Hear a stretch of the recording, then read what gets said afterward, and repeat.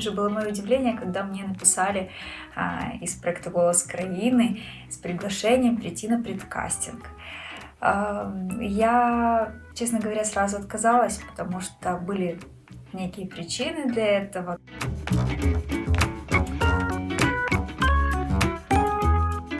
Ребята уговорили меня, сказали, что можно будет все-таки спеть крымско-татарскую народную песню на слепых прослушиваниях, если пройду я вот предкастинг и меня утвердят. Мое сердце растаяло, и, конечно же, я согласилась.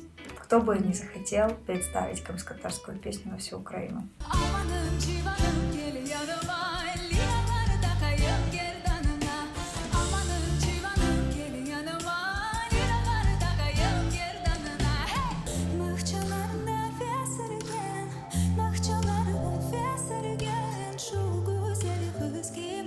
Що, ніхто не натисне?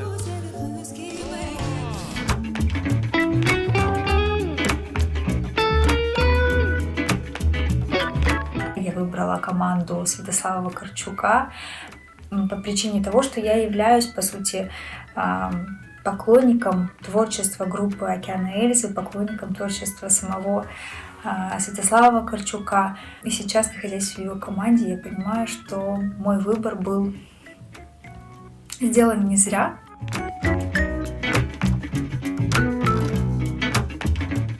Нелегкий путь, что действительно мне приходится жертвовать рабочим временем, личным временем, что иногда я там бываю на репетициях неделями.